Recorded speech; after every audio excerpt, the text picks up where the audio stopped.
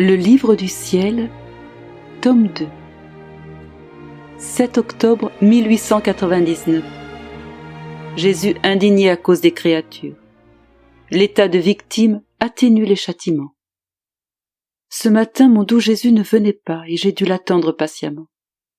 Je lui disais intérieurement, « Mon cher Jésus, viens, ne me fais pas attendre plus longtemps. Je ne t'ai pas vu hier soir et maintenant il se fait tard et tu n'arrives toujours pas. Vois avec quelle patience je t'attends. Oh, je t'en prie, n'attends pas que je perde patience, car c'est toi qui en seras responsable.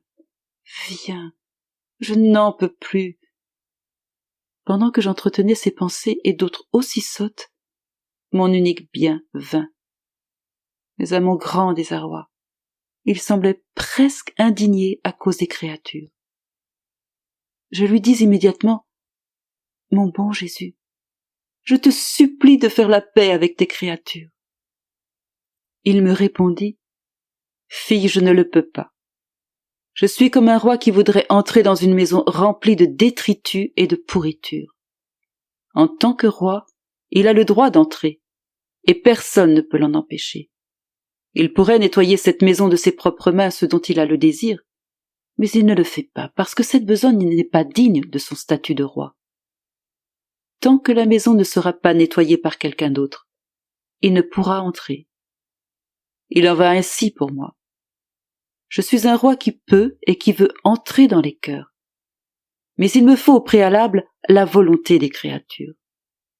Elles doivent faire disparaître la pourriture de leurs péchés avant que je puisse entrer et faire la paix avec elles. Il n'est pas digne pour ma royauté de faire cette besogne moi-même. Si elles ne le font pas, je leur enverrai même des châtiments. Le feu des tribulations les inondera de tous côtés, afin qu'elles se souviennent que Dieu existe et qu'il est même le seul qui puisse les aider et les libérer. » L'interrompant, je lui dis, « Seigneur, si tu te proposes d'envoyer des châtiments, je veux te rejoindre là-haut, je ne veux plus rester sur cette terre.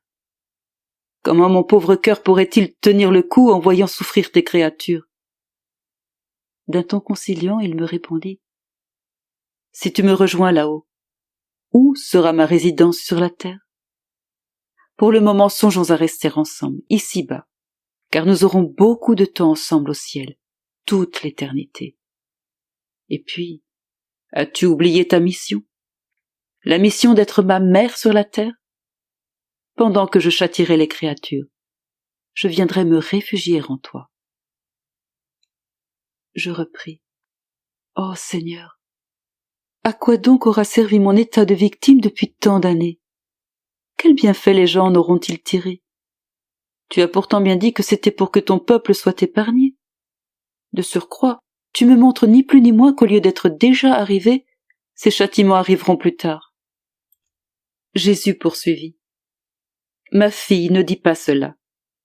J'ai été indulgent à cause de toi et les terribles châtiments prévus pour faire rage très longtemps seront écourtés. N'est-ce pas une bonne chose que les châtiments qui devraient se prolonger pendant beaucoup d'années ne durent que quelques années? De plus, au cours des dernières années, avec les guerres et les morts subites, les gens n'auraient normalement pas eu le temps de se convertir.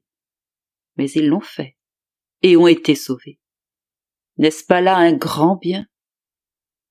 Pour l'instant, il n'est pas nécessaire que je te fasse connaître les raisons de ton état, pour toi et pour le peuple. Mais je le ferai quand tu seras au ciel. Au jour du jugement, je manifesterai ces raisons à toutes les nations. Ne me parle donc plus ainsi.